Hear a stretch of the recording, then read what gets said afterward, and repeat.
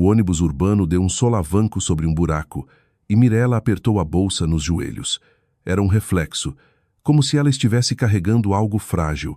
Na realidade, ela carregava quase nada. Uma troca de roupa íntima, uma escova de dentes, um livro que provavelmente não abriria e um saco de maçãs. A enfermeira ao telefone havia dito que fruta era permitida.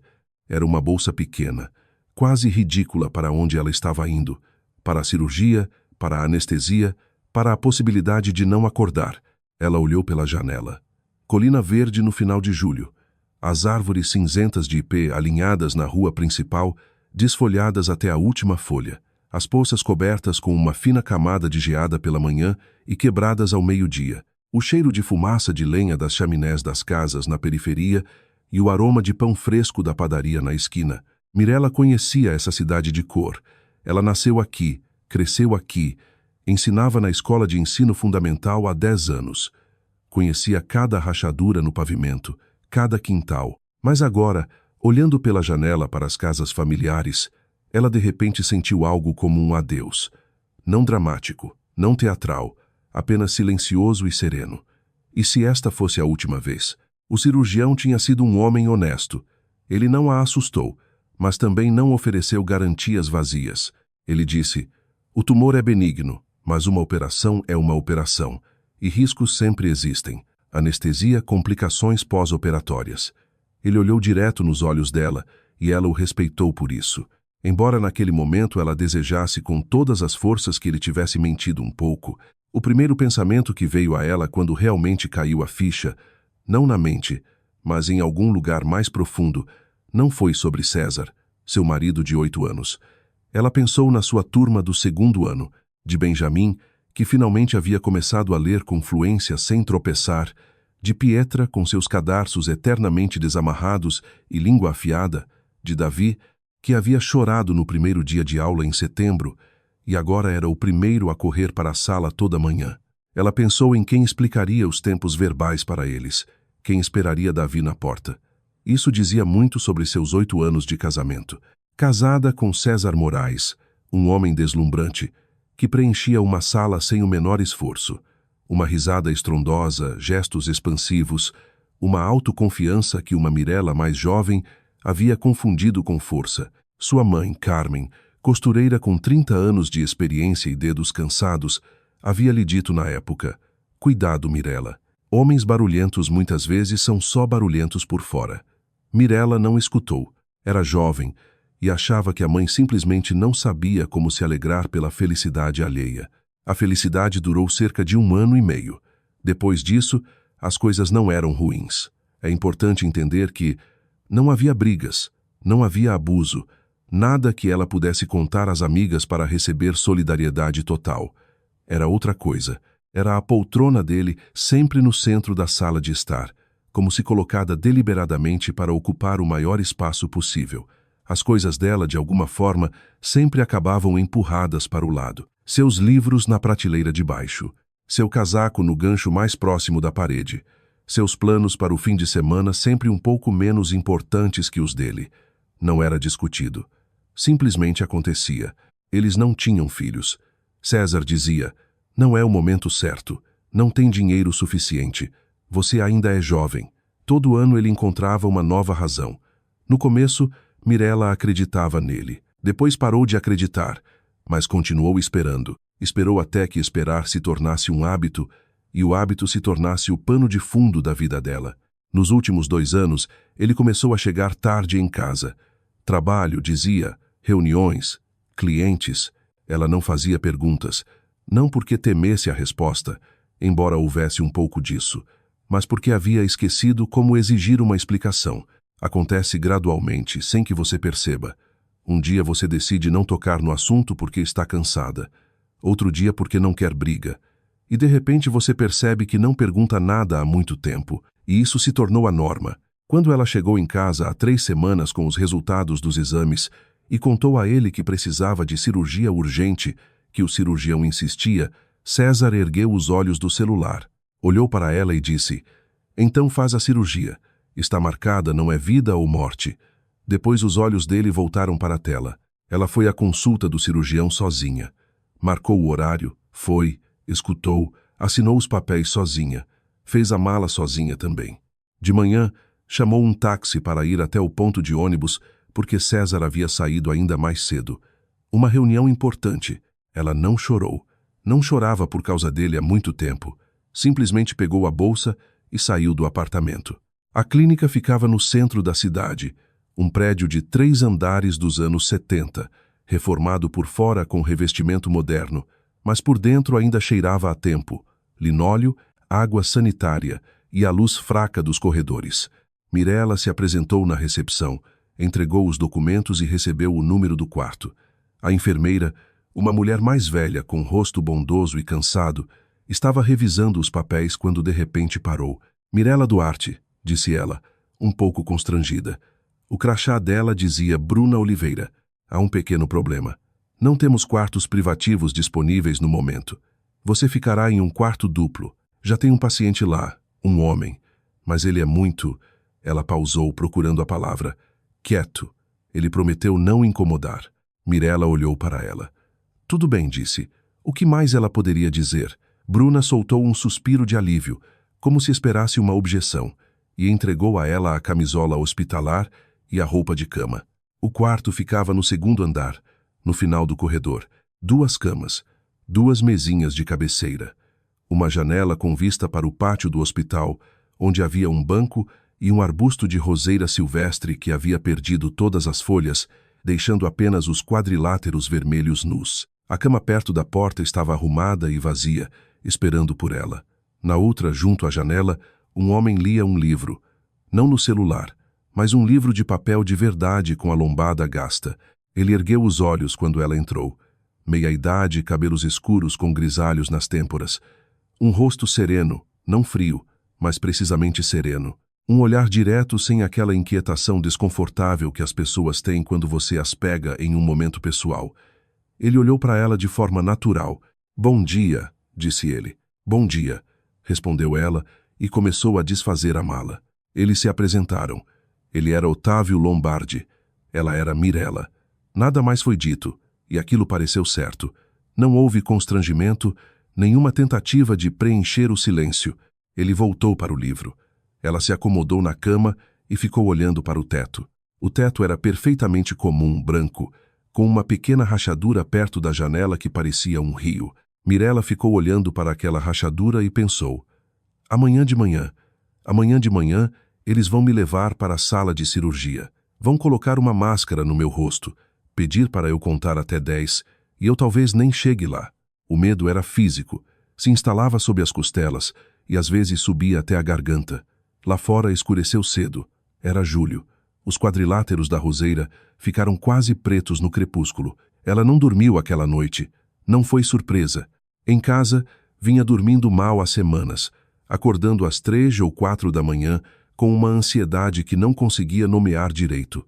Agora a ansiedade tinha nome e data. Amanhã, às 8, a mesa de operação. O quarto estava silencioso.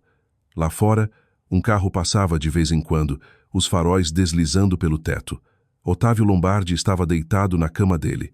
Pelo jeito da respiração, ele também não dormia. Era regular demais, consciente demais. Está com medo? Ele perguntou na escuridão. A voz dele era baixa. Não era realmente uma pergunta, mas uma constatação do óbvio. Mirella ficou em silêncio por um momento. Sim, respondeu. Silêncio. Então ele disse: eu também fiquei com medo. Há 3 anos, quando estive realmente doente. Ele não explicou o que era. Mirella não perguntou. Na escuridão do hospital, aquelas palavras existiam separadas do conteúdo. O que importava era outra coisa, não a história em si. O que importava era que ele tinha dito em voz alta, que ele não havia fingido que estava tudo bem, que ele não havia dito, não tenha medo, vai ficar tudo bem, como as pessoas fazem quando não sabem o que dizer. Passou? Ela perguntou baixinho. Passou, ele confirmou. E nada mais. Mirella fechou os olhos. Ela não conseguiu dormir, mas a ansiedade mudou um pouco. Não desapareceu, não, mas ficou um pouco menos afiada, como se tivesse sido dividida ao meio. Era uma sensação estranha. Ao lado dela estava um quase total estranho. Eles haviam trocado 5 frases a tarde toda, E ainda assim ela se sentia menos sozinha do que se sentira em anos ao lado do marido. Ela não quis pensar mais nisso. Apenas ficou deitada ouvindo enquanto a primeira geada começava a cair lá fora. Não dava para ver, mas dava para ouvir no jeito como o som da cidade havia mudado. Tinha ficado mais suave, mais abafado, como se o mundo tivesse sido envolto em algodão. De manhã, o celular acordou ela. Não uma ligação, uma mensagem. Tinha chegado durante a noite enquanto ela cochilava entre despertares. Ela pegou o celular automaticamente, achando que seria da mãe, que não sabia da operação e a quem Mirella não havia contado, não querendo preocupar. Lá, não. A tela mostrava um nome, César. Mirella leu. Estamos nos divorciando. Não preciso de você, especialmente agora que você está doente. Não vou te dar dinheiro para a cirurgia. Você tem seu plano de saúde. Meu advogado já está preparando os papéis. Não ligue. Mirella releu uma vez, duas. As letras não mudavam. 8 anos. 8 anos acordando antes das 8. 8 anos cuidando da casa, pagando a hipoteca igualmente e às vezes colocando mais quando ele estava temporariamente sem. 8 anos esperando filhos que ele sempre adiava. 8 anos dizendo a si mesma, está tudo bem, as coisas vão se ajeitar. Só precisa de tempo, só um pouco de paciência.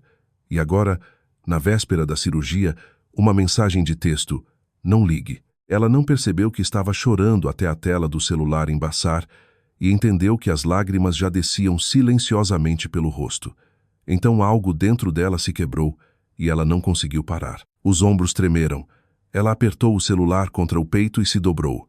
Não de dor, mas de algo que não tinha nome. De 8 anos batendo nela de uma vez. Do fato de ele nem ter ligado, de estar ali sozinha com uma bolsa pequena e algumas maçãs. Com 2 horas até ter que entrar na sala de cirurgia, e a única coisa que a pessoa mais próxima dela havia dito era, não ligue. Otávio não se levantou imediatamente. Deu a ela um segundo, provavelmente sentindo que não devia apressar. Então se sentou, pegou um copo d'água da mesinha dele e colocou na mesinha ao lado da cama dela. Sentou-se na cadeira. Não na cama, na cadeira. Respeitoso, do jeito que as pessoas se sentam ao lado de alguém quando querem estar perto, mas sem cruzar limite. O que aconteceu? Ele perguntou baixinho. Ela não conseguia falar. Apenas entregou o celular para ele. Viu quando ele pegou, leu e devolveu. O rosto dele não expressou nada, não no sentido de indiferença, mas de um tipo especial de contenção quando uma pessoa deliberadamente impede as emoções de virem à tona. Só o maxilar dele se contraiu levemente. Você consegue adiar a cirurgia? Ele perguntou. Não consigo, ela respondeu, percebendo que a voz funcionava de novo. Trêmula, mas funcionava. O médico disse que não pode esperar. O tumor é pequeno agora, mas a taxa de crescimento, ela parou. Otávio assentiu. Ficou sentado em silêncio ao lado dela. Ele simplesmente estava ali, e aquilo se revelou importante. Ele não tentou confortá-la com palavras. Não disse que tudo ficaria bem. Não fez perguntas demais. Apenas ficou sentado na cadeira, presente. Uma auxiliar entrou alguns minutos depois para levá-lo para um procedimento, uma preparação pré-operatória. Ela foi rápida e eficiente. Otávio Lombardi, esteja pronto em 20 minutos. Ele se levantou e pegou o casaco da mesinha. Mirella ainda estava sentada na cama. As lágrimas quase haviam parado, mas por dentro ela tinha aquela sensação que fica depois de um choro intenso, quando tudo parece limpo e vazio ao mesmo tempo. Ela olhou para ele, alto, quieto, com o livro gasto na mesinha, e de repente disse, sem esperar por si mesma, com uma amargura que quase soou como riso por entre os restos de lágrimas, você é tão decente, diferente do meu marido. Se eu sobreviver a isso, deveríamos nos casar. Ela esperava um sorriso ou um gentil, tudo vai ficar bem, ou uma brincadeira fechado, ou um você só precisa melhorar. Qualquer uma daquelas reações que pessoas inteligentes e gentis usam para responder a uma piada amarga. Ele parou. Olhou para ela não por um segundo, mas um pouco mais. Sério? E assentiu. Tudo bem, disse. A auxiliar já empurrava a maca para o corredor. Otávio saiu. A porta se fechou. Mirella ficou olhando para a porta fechada. Ela tinha quase certeza de que ele só estava seguindo o jogo, que era o jeito dele de dizer, aguentar firme, você vai conseguir, acredito em você. palavras normais de ser humano. Ela tinha quase certeza. Quase. Vieram buscar, lá às 8 em ponto. Outra enfermeira, jovem, com manicure chamativa, rápida. O crachá dizia Natália Fonseca. Ela verificou o bracelete no pulso de Mirella de forma eficiente e disse, vamos. A maca rolou pelo corredor. Mirella estava deitada de costas olhando para o teto. As luzes fluorescentes passavam flutuando. As emendas dos azulejos, mais luzes, uma curva, um conjunto de portas duplas. A sala de cirurgia cheirava a frio e metal. O cirurgião, Dr. Luiz Ferreira, a quem Mirella havia conhecido na consulta, já estava lá, um homem mais velho, magro, com voz suave e mãos absolutamente firmes. Ele olhou para ela e disse, vai ficar tudo bem, Mirella. O anestesista trouxe a máscara para o rosto dela. Respire fundo. Conte se quiser. Mirella fechou os olhos. Não contou. Seu último pensamento, já desbotando antes de tudo ficar branco e depois preto, foi do arbusto de roseira silvestre fora da janela do quarto do hospital, dos quadriláteros vermelhos nos galhos nus, e de como, se acordasse, a primeira coisa que faria seria olhar pela janela. A escuridão veio suave como a geada. Ela acordou com dor. Não aguda, mas uma dor surda, profunda, como se alguém tivesse mexido em algo importante dentro dela e agora não encontrasse o lugar. Mirella abriu os olhos e viu um teto branco. Não o da sala de cirurgia. Outro, com a rachadura em forma de rio perto da janela, o quarto dela. Então era isso. Ela havia acordado. Aquela primeira sensação mais simples. Estou viva. Foi tão imensa que por alguns segundos ela apenas ficou ali respirando. Inspirar, expirar. Doía, mas não importava. Era uma dor boa, a dor de uma pessoa viva. Bruna apareceu quase imediatamente, como se estivesse esperando. Você voltou para nós, Mirella. Maravilha. Ela ajustou o soro, verificou algo no prontuário. A cirurgia foi um sucesso. Dr. Ferreira fez um trabalho impecável. O tumor foi removido completamente. Ela pausou por um momento. Seus órgãos reprodutores foram preservados. Ela disse aquela última parte baixinho, de um jeito especial, não oficial, mas humano, como se entendesse que era exatamente a segunda coisa que Mirella queria ouvir. Depois de estou viva vinha, você pode ter filhos. Mirella fechou os olhos. O alívio lavou o corpo dela como uma onda quente do peito até as pontas dos pés. Ela não chorou.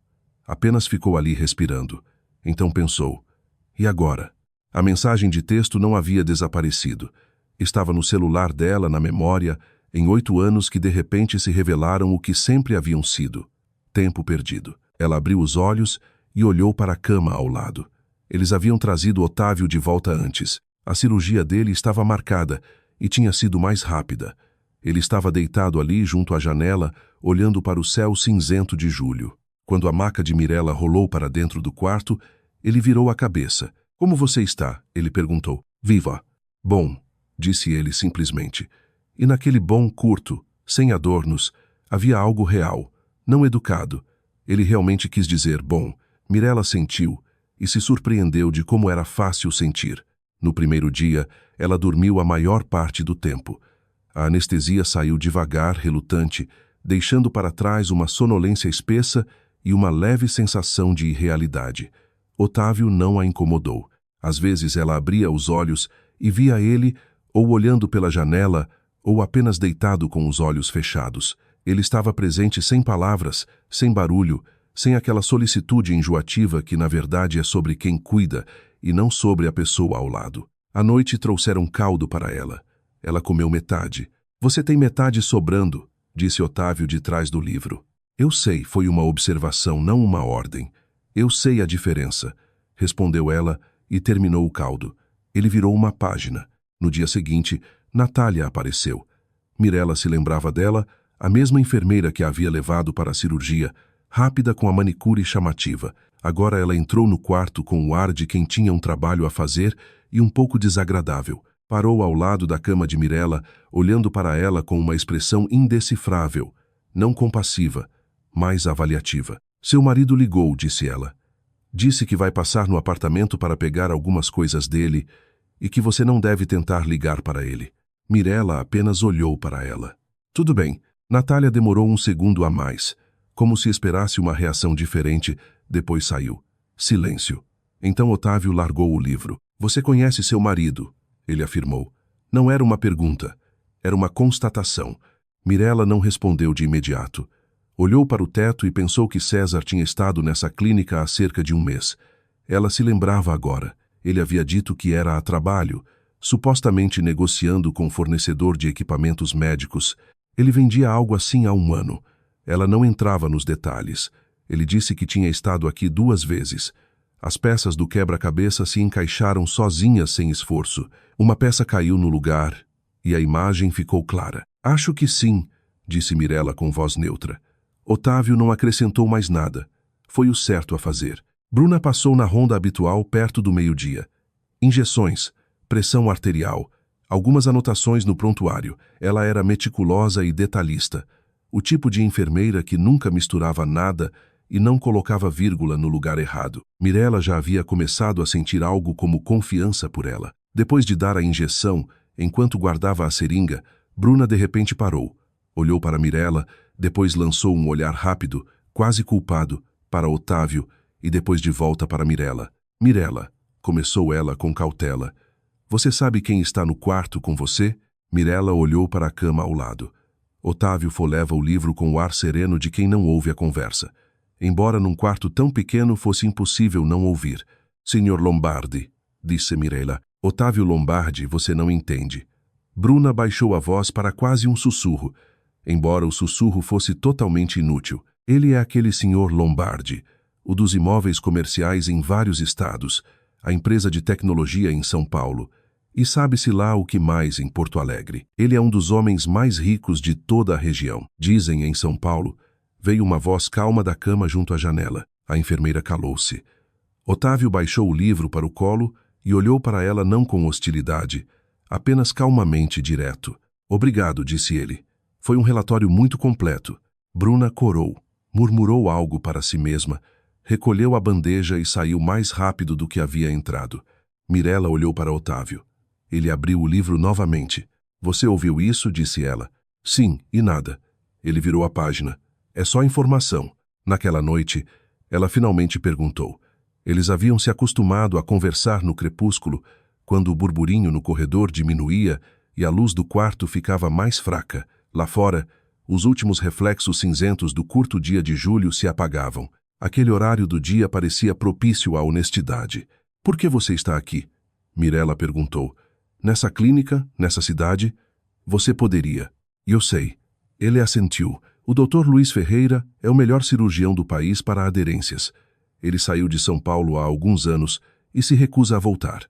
Se você quer resultados, vem para cá e um quarto privativo. Uma pausa. Não havia, disse ele. Aceitei o duplo. Por quê? Uma pessoa na sua... Ela procurou a palavra posição. Você poderia ter esperado ou negociado. Otávio ficou em silêncio um pouco mais que o usual. Eu não gosto de ficar sozinho, disse ele finalmente. A voz era neutra, mas havia algo nela. Algo que parecia que ele não dizia em voz alta com frequência. Sozinho em hotéis, sozinho no carro, sozinho em casa. Pelo menos aqui tem outra pessoa viva por perto. Ele se virou ligeiramente para a janela. Mirella não respondeu. Algumas coisas não precisam de resposta. No terceiro dia, foi ela quem tocou no assunto em que pensava desde que acordou. Otávio. Ele ergueu os olhos. Você se lembra do que eu disse antes da cirurgia sobre nos casarmos? Você assentiu. Você estava falando sério. Ele largou o livro e olhou para ela diretamente, sem um pingo de zombaria. Sim, disse ele. Você é louco. É possível. Mirella encarou ele. Eu não estou pronta, disse ela. Ainda sou casada. Acabei de sair da anestesia. Não sei nada sobre você, exceto que lê livros de papel e não gosta de ficar sozinho. Eu sei, respondeu ele calmamente. Não estou com pressa. Foi precisamente isso, que ele não a pressionava, não tentava convencê-la, que não estava com pressa, que a desarmou mais que qualquer coisa. Ela estava acostumada a homens conseguirem o que queriam por persistência ou não conseguirem nada. E ele simplesmente disse, não estou com pressa. E de repente ela sentiu que tinha tempo, que podia escolher. Fazia muito, muito tempo que não tinha essa sensação. Os dias no quarto se acomodaram num ritmo quieto, quase aconchegante. Mirela não podia se levantar nos primeiros 2 dias, só para ir ao banheiro com a ajuda da enfermeira. Era humilhante o suficiente. Nem mais nem menos. Depois permitiram que ela se sentasse e depois andasse com cuidado pelo quarto. A dor recuava devagar como água de enchente baixando. Às vezes parecia quase ter ido embora e então voltava a subir. Otávio se recuperou mais rápido. A cirurgia dele tinha sido mais simples, um procedimento de aderência sem complicações especiais. No 3º dia, ele já andava pelo corredor com passo firme e sem pressa. Às vezes trazia chá da máquina no final do corredor. Simplesmente deixava na mesinha dela sem perguntar. Ela não agradecia. E aquilo também estava certo. Um tipo de pacto silencioso havia se formado entre eles. Não transformar coisas simples de ser humano em evento. Ela contou a ele sobre os alunos, não porque não tivesse outro assunto, mas porque aquele era o mundo dela, e ela estava acostumada a pensar nele em voz alta. Sobre Benjamin, que finalmente havia começado a ler bem e agora trazia livros de casa com tanto orgulho que parecia que ele mesmo os havia escrito. Sobre Pietra com seus cadarços eternamente desamarrados e a capacidade de dizer em qualquer situação exatamente o que todo mundo pensava, mas ninguém ousava dizer. Sobre Davi, que em setembro chorava na porta da sala e em julho já discutia quem era mais forte, dinossauros ou robôs, e não aceitava objeções. Otávio escutava de um jeito que ela nunca tinha visto um adulto escutar. Não olhava para o celular, não colocava uma cara de atenção educada que significava "estou esperando você terminar". Ele simplesmente escutava, olhava para ela, às vezes sorrindo levemente, às vezes fazendo uma pergunta precisa como se genuinamente quisesse entender, não apenas preencher o silêncio. Em 8 anos, César nunca havia perguntado o nome de um único aluno dela. A comparação surgiu sozinha sem esforço, e Mirela pensou, é isso. Não é o dinheiro, nem a aparência, nem nenhum talento especial. É que uma pessoa olhava para mim quando eu falava, e a outra nunca olhava. Ele contou sobre Vera na 4ª noite. Não tudo de uma vez, mas gradualmente como subir escadas. Primeiro disse que havia morado em São Paulo, depois que havia sido casado. Parou, e Mirela não pressionou. O nome da esposa dele era Vera. Ela era pintora. Quietinha, disse ele. E naquela única palavra, quietinha, havia tanto calor que Mirela entendeu que não era só um adjetivo, mas uma descrição completa de uma pessoa. Vera havia morrido no 8º mês de gravidez. Toxemia aguda. Não chegaram a tempo. Otávio disse aquilo com voz neutra, sem drama, sem pieguice, só fatos. Mas foi precisamente naquela neutralidade que havia algo que apertou a garganta de Mirela. 11 anos, disse ele. Só trabalho, dinheiro e apartamento vazio.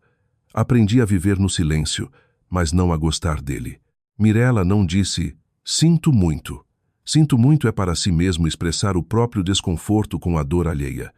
Ela apenas estendeu a mão pelo espaço entre as camas e segurou a dele por alguns segundos. Depois puxou de volta. Otávio ficou olhando para o próprio pulso onde a mão dela havia estado. Não disse nada, mas algo nele mudou muito sutilmente, quase imperceptivelmente, do jeito que a luz de um quarto muda quando uma nuvem sai do sol. Aquele momento ficou entre eles, não como promessa ou explicação. Apenas ficou, como o cheiro de lilazes depois que você fecha a janela. No 6º dia, Dr. Ferreira examinou os dois. Luiz Ferreira era homem de poucas palavras, como sempre. Escutou, apalpou, estudou os resultados dos exames, anotou algo. Disse a Mirela que estava tudo bem. O tratamento de soro de 1 semana havia terminado. Ela podia ter alta. Restrições. 2 semanas sem esforço físico, sem levantar mais de 1 quilograma. Troca de curativo diária e consulta em 1 mês. Ele deu alta para Otávio também. No mesmo dia. Então, disse Mirela quando o cirurgião saiu. Coincidiu. Coincidiu, disse Otávio. Você veio de ônibus? Sim. Uma pausa. Eu tenho que te levar para casa, disse ele. Você não pode carregar a bolsa no ônibus. Mirela abriu a boca para dizer algo sobre como se viraria, mas então pensou no ônibus lotado, nos solavancos, nas barras que teria que segurar, e fechou a boca. Tudo bem, disse ela. De manhã, eles arrumaram as malas quase ao mesmo tempo. Mirela dobrou as roupas com cuidado na bolsa pequena. as maçãs quase intactas, o livro não aberto. Otávio pegou uma pequena bolsa de lona preta simples. Na porta, ela parou e olhou para trás para o quarto. 2 camas, 2 mesinhas, a janela com um arbusto de roseira no pátio. Uma fina camada limpa da primeira geada havia caído. Os quadriláteros vermelhos sobressaíam como pequenas luzes. Ela havia acordado, havia olhado pela janela. Promessa cumprida. O carro estava no estacionamento do hospital. Escuro, caro, mas sem ostentação. Sem aquele luxo deliberado que grita: olhe para mim. Apenas um bom carro. Otávio abriu a porta para ela, esperou ela se acomodar e colocou a bolsa dela atrás. Ela não protestou. Colina Verde estava coberta de geada. A primeira geada sempre faz as cidades parecerem um pouco irreais, como se alguém tivesse apagado tudo supérfluo, deixando só os contornos. As árvores de ipê, ao longo da rua principal, estavam brancas. Os bancos junto às portas haviam se tornado montes arredondados de geada. Crianças já haviam deixado as primeiras pegadas nas calçadas. Mirella olhou pela janela e pensou: estou viva, geada de julho, estou indo para casa. Essa palavra soava estranha agora. Um apartamento esperava por ela com um buraco onde a poltrona dele ficava, com um cabideiro vazio onde o casaco dele ficava. Ela ainda não sabia como seria. Não sabia se conseguiria entrar sem que algo dentro dela se quebrasse. Otávio dirigiu em silêncio, sem quebrar a calma. Perguntou só uma vez qual curva pegar, e ela indicou. Em frente ao prédio dela, ele desligou o motor. Um prédio antigo de 5 andares sem elevador, o apartamento dela no terceiro. Ela olhou para os 3 lances de escada que teria que subir com a bolsa, quando não podia levantar nada pesado, e de repente sentiu algo afundar dentro dela. Eu carrego, disse Otávio, e pegou a bolsa antes que ela pudesse dizer qualquer coisa. Subiram. Ela abriu a porta. O apartamento os recebeu com silêncio e um cheiro de vazio. Há um cheiro particular em casas onde algo foi recentemente retirado. A poltrona dele ainda estava no lugar, mas o canto junto à TV estava diferente. O abajur de chão dele ficava ali, o cabideiro na entrada. O casaco dele havia sumido. Só o casaco dela havia ficado. A cozinha, a caneca que ele sempre pegava da prateleira de baixo, havia sumido. E a foto dele pescando de 3 anos atrás, quando ainda iam pescar, também havia deixado um vazio.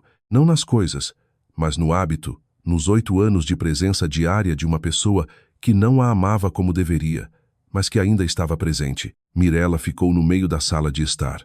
Não chorava, apenas estava ali. Otávio colocou a bolsa no chão, olhou ao redor, foi até a cozinha, abriu a geladeira, fechou. Vou comprar comida, disse Otávio. Você não precisa. Você não pode levantar nada por 2 semanas. Ele olhou para ela calmamente, não com tom de benfeitor, mas como se afirma coisas óbvias. É um fato médico, não minha opinião. E saiu antes que ela pudesse protestar. Mirella sentou-se com cuidado no sofá. A incisão ainda se fazia notar com qualquer movimento brusco. Ela olhou para o canto vazio onde o abajur ficava. Ele voltou 40 minutos depois com 2 sacolas, frango, legumes, outra coisa. Ela não olhou. Ele guardou tudo nas prateleiras com a eficiência de quem sabe o que está fazendo, sem pressa, sem movimentos desnecessários. Depois colocou uma panela no fogão. Você sabe fazer sopa? Ela perguntou. Aprendi, disse ele. Quando se está sozinho, ou se aprende ou se vive de delivery. Ficou claro que ele não vivia de delivery.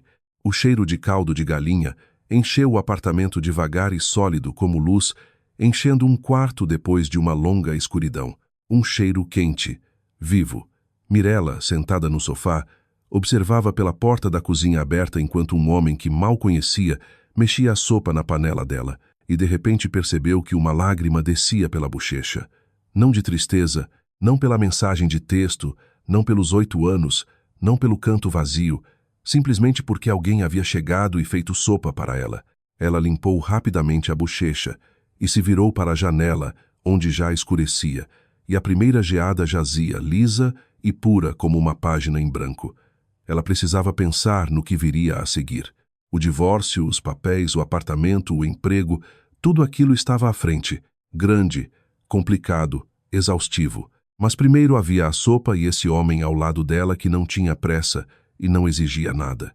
E aquilo por algum motivo lhe pareceu agora a coisa mais estranha e mais certa que havia acontecido com ela em semanas. Ele saiu aquela noite dizendo que ficaria num hotel sem especificar qual. Na porta parou. Como você vai estar amanhã? Vou me virar. Vou passar amanhã de manhã, disse ele, não perguntando, mas informando como se informa algo já decidido. Mirella, disse ele pela primeira vez sem o sobrenome dela. Lembra do nosso acordo? Ela olhou para ele. Lembro, disse ela baixinho. Ele assentiu, um gesto muito breve, e saiu. Ela ficou um momento junto à porta fechada, depois encostou as costas nela e olhou para o hall escuro. Lá fora geava. Uma geada lenta, real, primeira. 8 anos, pensou Mirella. Terminaram com uma mensagem de texto, e algo novo começa com um aceno num quarto de hospital e o cheiro de caldo de galinha num apartamento vazio. A vida é uma coisa estranha. Ele chegou às 8h30. Mirella estava acordada desde a CT. A dor era mais forte de manhã e ela ficava ali olhando para o teto, escutando a rua acordar. Primeiro o gari com a pá no pátio, depois o primeiro ônibus, depois passos de alguém na escada. A campainha tocou cedo e ela foi abrir com cuidado, segurando o lado com a mão. Embora o médico tivesse dito que não precisava segurar, aquilo a fazia se sentir mais segura. Otávio estava na soleira com uma sacola de compras e 2 copos de café de papelão. Sem elevador, disse ele. Eu lembro que é o 3º andar da vida. Pelo jeito como disse, sem irritação, apenas constatando um fato. Mirella deu espaço. Ele entrou na cozinha, colocou a sacola, colocou um dos copos de café na frente dela na mesa e sentou-se de frente com o dele. Como você dormiu? Ele perguntou. Mal. Normal. Dói mais de manhã, né? Isso passa até o fim da semana. Ferreira avisou sobre isso. Você tomou nota do relatório do Ferreira. Eu escuto com atenção quando algo é importante. Mirella olhou para ele. Ele bebia o café e olhava pela janela. Lá fora era uma manhã cinzenta de julho. O pátio, os balanços das crianças sob a geada, calmo como sempre. Como se sentar na cozinha de um estranho às 8h30 da manhã fosse a coisa mais normal do mundo para ele. Você não precisa vir todo dia, disse ela. Oisai. Então por quê? Ele se virou para ela. Porque você não pode levantar nada e comida não se compra sozinha. Uma pausa curta. E porque está muito quieto nesse apartamento agora. Eu sei como é isso. Ela não disse nada. Era verdade. O silêncio no apartamento tinha uma qualidade especial, denso, como se os cômodos soubessem que algo havia sido tirado deles e ainda não tivessem decidido como lidar com isso. Ele veio toda manhã. Não tinha se mudado. Isso era importante. Ele morava num hotel que Mirella nunca viu, mas que pelos detalhes parecia caro e bom. Otávio nunca mencionava, nunca reclamava nem elogiava, apenas vinha de lá. Passava a maior parte do dia ali e saía à noite. Trazia comida, cozinhava algo simples, sopa, arroz com peito de frango, ovos cozidos que deixava na geladeira com um bilhete para o dia seguinte. Os bilhetes eram breves e funcionais, como algo de livro de receitas. 2 ovos, o pão está na caixa, sobrou um tomate. Mirella ria desses bilhetes em silêncio para si mesma. Depois pensava em quanto tempo fazia que não ria. No 4º dia, ela percebeu que esperava por ele. Não do jeito que se espera algo desejado, com coração acelerado e antecipação. Simplesmente de manhã, uma parte da mente dela contava o tempo até a campainha tocar. E quando ele aparecia, algo dentro dela soltava um suspiro de alívio. Aquilo a assustava.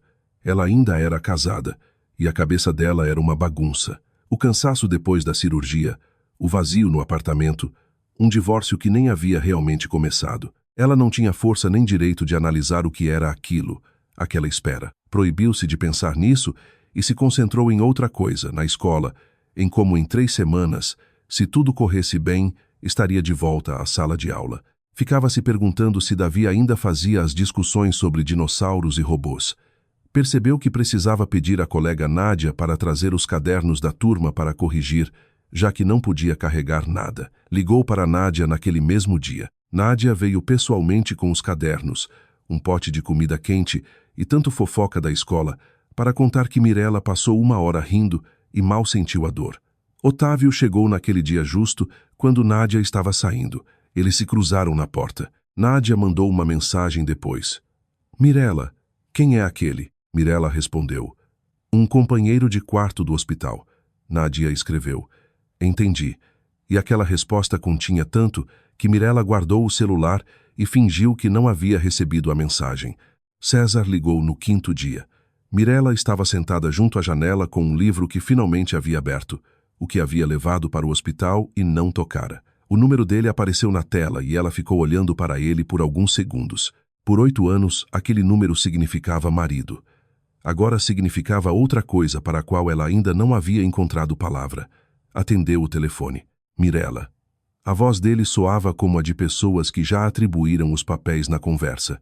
Preciso que você assine os papéis do apartamento. Que papéis? Ela perguntou. Voz neutra. A renúncia voluntária da sua parte. O advogado já tem pronto. Posso levar hoje. Mirella ficou em silêncio olhando pela janela. O pátio, os balanços, a geada... Não, disse ela. Uma pausa de um segundo. Ele não esperava aquela resposta. Ou esperava, mas contava com outra coisa. Mirella, não complique isso. A voz dele ficou um pouco mais dura. Não grossa, mas com aquela entonação que ela conhecia. O tom... Agora você vai ouvir como as coisas são. Eu comprei o apartamento. Dei a entrada. Você deu a entrada. Ela concordou. Nós dois pagamos a hipoteca por 8 anos. Tenho todos os comprovantes. Silêncio. Isso não muda nada de qualquer jeito, disse ele. E algo na voz dele mudou. Um tom frio, desagradável surgiu. Tenho um bom advogado e tenho prova de que depois da cirurgia você não estava em condições de tomar decisões. Mirella ficou muito quieta. O que isso significa? Significa, disse ele, que se necessário eu vou provar que você estava incapacitada. Por exemplo, quando você estava tomando certas decisões sobre, digamos, encontrar pessoas. Uma pausa. Pense nisso. Você só vai criar problema para si mesma. Me mande mensagem quando decidir. A ligação terminou. Mirella baixou o celular no colo e ficou olhando para ele. Estava quieto lá fora. O pátio branco, os balanços imóveis, incapacitada, tomando certas decisões sobre encontrar pessoas. Ela repassou devagar como se folheasse um baralho e de repente entendeu a que ele se referia. A Otávio, ao aceno no quarto do hospital, ao que ela havia dito em voz alta na frente da enfermeira, da auxiliar, talvez de outra pessoa, ao fato de que poucos dias depois da cirurgia, um homem vinha à casa dela todo dia. Tudo aquilo podia ser tecido numa história, não verdadeira, mas convincente para as pessoas certas. Otávio chegou 2 horas depois. Viu de imediato que algo estava errado. Ela estava sentada na mesa da cozinha com uma xícara de chá intocada, olhando para a parede. Ele colocou as sacolas e sentou-se de frente para ela. O que aconteceu? Ela contou tudo palavra por palavra como lembrava. A voz dela era neutra. Aquilo já era algo novo comparado àquela manhã no quarto do hospital. Naquela hora ela havia chorado até esgotar. Agora não, apenas falava. Otávio escutou sem interromper. Quando ela terminou, ele ficou em silêncio por um momento. Ele não quer só o apartamento, disse ele finalmente. Eu entendo isso. Não, você não entende. Escute. Ele olhou para ela sério, direto. Mirella, vou explicar o que é isso. Se um juiz declarar que você estava incapacitada no momento em que tomou aquela decisão, qualquer decisão, não só financeira, isso lança dúvida sobre sua capacidade jurídica em geral durante aquele período. Todos os acordos que você fez depois da cirurgia, sua capacidade de defender os próprios interesses no divórcio. Mirella olhou para ele. Como você sabe como isso funciona? Porque estou no ramo há muito tempo. Ele se recostou ligeiramente. É uma tática antiga. Não é nova nem particularmente inteligente, mas funciona se você não impedir a tempo. Você precisa de um advogado. Um bom. Advogados custam dinheiro. Sim. Uma pausa. Mirella olhou para ele. Ele olhou de volta para ela. Não, disse ela. Você nem sabe o que eu vou oferecer. Eu sei. Você vai oferecer o advogado de graça, ou vai pagar, ou algum outro arranjo. Mas você vai pagar, e eu não posso aceitar isso. Por quê? Porque eu não sei com o que eu te pagaria de volta, disse ela. E estou acostumada a nada ser de graça. Ele ficou em silêncio por alguns segundos. Depois disse baixinho e muito firme. Eu não sou o César. 3 palavras. Ela expirou. Eu sei, disse ela. Mas 8 anos ensinam a ter cautela. Justo. Ele assentiu. Não ficou ofendido. Não tentou argumentar. Apenas aceitou como fato. Tudo bem. Então vamos fazer assim. Marcelo Belo, o melhor advogado de família da região. Vou te dar o número dele. Você liga para ele mesmo. Você marca o pagamento mesmo. Eu não vou me envolver. Se precisar de ajuda depois, me avise. Só isso. Mirela olhou para ele. Lembra do nosso acordo? Disse ela. Lembro. Você traz isso toda vez que pode porque é a verdade. Ela se levantou e foi até a janela. O pátio, a geada, os balanços. Por 8 anos ela havia sido cautelosa e complacente, e aquilo não a levara a lugar nenhum. 8 anos esperando que as coisas se consertassem sozinhas, e não haviam. Talvez às vezes você só precise ligar para um advogado. Dê o número, disse ela finalmente. Marcelo Belo veio ao apartamento dela 2 dias depois. Era um homem de meia idade, corpulento, com movimentos lentos e olhos rápidos que não combinavam com o resto dele. Os olhos viam tudo de uma vez e categorizavam no ato. Veio com uma maleta, sentou-se à mesa da cozinha, pediu um café e disse: "Conte." Mirela contou. Ele escutou sem tomar notas, só perguntando de vez em quando: "Data do valor. Em nome de quem está o contrato?" Quando ela terminou, ele abriu a maleta, tirou algumas folhas de papel e as espalhou na frente dele. "Tudo bem, vamos ver", disse ele. A voz era a de um homem que diz frases parecidas todo dia e não se cansou delas só porque ama o trabalho. Quanto ao apartamento, sua posição é sólida. Se os pagamentos da hipoteca saíram da sua conta ou foram divididos, é comprovável. Você tem os comprovantes de todos os 8 anos. Ele arqueou uma sobrancelha, um gesto quase imperceptível. Aparentemente encontrar 8 anos de comprovantes era mais raro do que ele gostaria. Excelente. Quanto à alegação de incapacidade, é uma posição fraca da parte do seu ex-marido, mas não pode ser ignorada. Ele esfregou a ponte do nariz. Precisamos de um laudo do cirurgião atestando que a operação correu normalmente e a recuperação foi sem complicações. Precisamos que o médico confirme que os medicamentos prescritos depois da cirurgia não são do tipo que afetam a consciência. É procedimento padrão, analgésicos, antibióticos, nada da família dos opioides, tenho certeza. Mas precisamos do papel, uma pausa, e precisamos da sua firmeza no tribunal. Eu tenho, disse Mirela. Marcelo Belo olhou para ela por cima dos papéis.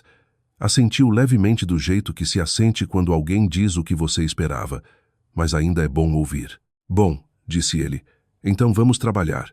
Otávio havia ficado sentado junto à parede num pequeno sofá, o tempo todo como se quase não estivesse ali. Marcelo Belo não se dirigiu a ele uma vez, e ele não interveio em nenhum momento. Quando o advogado recolheu a maleta e se despediu, Mirela o acompanhou até a porta e voltou para a cozinha. Você pagou ele adiantado, disse ela. Não era uma pergunta. Marcelo não faz visitas domiciliares, respondeu Otávio. Ele atende no escritório. Silêncio. É um velho conhecido meu, disse Otávio. Pedi que ele viesse porque você não pode ficar subindo e descendo escadas. Só isso, Mirela. Ela olhou para ele. Ele olhou de volta pacientemente, calmamente, do jeito que se olha para algo de que se tem certeza. Você faz as coisas de forma muito metódica, disse ela. Todo dia, o café, a comida, a sopa, o advogado fazendo visita domiciliar. Tudo muito correto e discreto. Você se opõe? Uma pausa. Não, disse ela baixinho. Só não estou acostumada. Oisai. Ele se levantou e pegou o casaco da cadeira. Acostume-se. 3 dias depois, César ligou de novo. Dessa vez Mirela estava pronta. Atendeu o telefone e escutou. Ele falava do apartamento de novo, dos papéis do advogado. Dessa vez a voz dele soava mais confiante, como se tivesse se encorajado. César. Ela interrompeu quando ele pausou. Eu tenho um advogado. De agora em diante toda a comunicação será através dele. Ela deu o nome de Belo. O silêncio na linha foi de uma qualidade completamente diferente da última vez. Se antes ele havia ficado em silêncio de surpresa, agora era de reconhecimento. Ele conhecia aquele nome. Mirela, começou ele com voz diferente, um pouco mais baixa, um pouco mais cautelosa. Através do advogado, repetiu ela e desligou. Depois ficou 1 minuto com o celular na mão. Levantou-se e colocou a chaleira no fogo. Lá fora era julho, um julho sombrio, escuro, com pores do sol cedo e uma geada fina que não era bonita como a primeira, mas apenas cinzenta, inevitável. Mirela olhou para ela e pensou. É isso. A conversa terminou. Agora vem o processo judicial, os papéis, as assinaturas. Mas aquilo não assusta mais. É só trabalho. Aquela sensação de que não era medo, só trabalho, era nova. Ela revirou na mente. Não, não era assustador. Havia raiva, uma raiva limpa, profissional, sem lágrimas. Havia cansaço e algo como determinação. Era uma coisa boa. Naquela noite, enquanto Otávio se preparava para sair, Mirela disse: Otávio, espera. Ele parou junto ao cabideiro. Você estava falando sério sobre o que propôs no hospital? Ela falou devagar, escolhendo as palavras. Não sobre a sopa, nem sobre o advogado. Sobre o que você disse antes da cirurgia. Sim, disse ele. Nós nos conhecemos há menos de um mês. Eu sei. Você só sabe sobre mim o que contei no quarto do hospital e o que seu advogado pôde descobrir em 5 minutos. Menos do que você pensa, disse ele. Não pedi que ele pesquisasse nada. Mirela olhou para ele. Isso se chama caso passageiro. É possível. Você não parece o tipo de pessoa que tem casos passageiros. Não sou, ele concordou. É por isso que quando tenho, tento que signifique algo. Ela ficou em silêncio. Lá fora geava. Uma única luz de rua no pátio balançava ao vento. Dê tempo para mim, disse ela finalmente. Quanto você precisa? Não sei quanto. Tudo bem, disse ele. Eu espero. Ele disse aquilo de forma tão natural, sem solenidade, como se diz algo tomado como certo, que ela acreditou nele imediatamente. Sem dúvida, ele esperaria, não porque não tivesse nada melhor para fazer, mas porque havia decidido. E quando esse homem decidia algo, parecia um fato, não uma intenção. Ele saiu. Ela ficou um momento junto à porta, depois foi até a cozinha, acendeu a luz e começou a lavar a louça. Devagar, metodicamente, com o rádio ligado ao fundo, ela pensava. Pensava que há coisas que ou se faz ou não se faz, que se pode esperar muito tempo pelo momento certo, pelas circunstâncias ideais, pela certeza absoluta, e nunca encontrar. Porque o momento, as circunstâncias, a certeza não vem sozinhas. É preciso escolhê-las. Por 8 anos ela não havia escolhido. Por 8 anos havia se deixado levar pela inércia para onde a corrente levasse e chamado aquilo de paciência. Chega. De manhã ele chegou como sempre. Ela o encontrou na porta. Preciso de um tabelião, disse ela, para formalizar direito minha reivindicação sobre o apartamento. Marcelo explicou que preciso ter documentado que todos os pagamentos saíram da minha conta. Você vem comigo? Sim. E mais uma coisa. Ela olhou para ele. Você propôs que eu me mude para a sua casa, enquanto o processo corre para eu não ficar sozinha. Ele esperou. Eu pensei, disse Mirela. Tudo bem. Otávio não respondeu de imediato. Apenas olhou para ela por alguns segundos, e no rosto dele havia algo que as pessoas têm quando conseguem algo que quase haviam desistido. Não triunfo, só um bom quieto. Tudo bem, disse ele finalmente. O escritório do advogado ficava na rua principal num prédio antigo, com tetos altos e cheiro de papel, que parecia ter impregnado as paredes para sempre.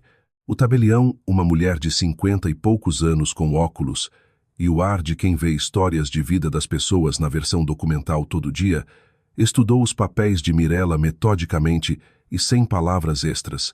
Você tem os registros de pagamento? Ela perguntou. De todos os 8 anos. A mesma reação que Marcelo Belo, uma sobrancelha ligeiramente erguida.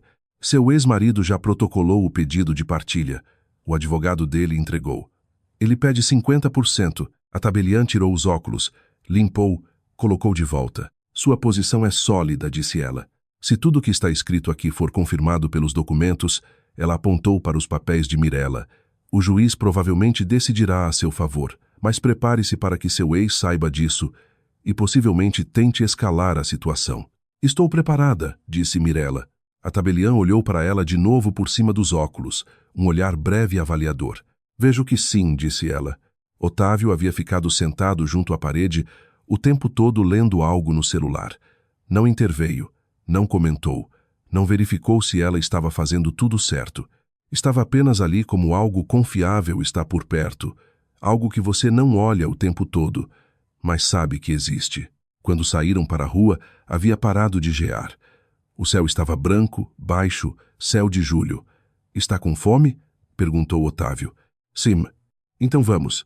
Eles entraram numa pequena cafeteria próxima, um lugar simples com mesas de madeira e cadeira que rangia não importa como você se sentasse.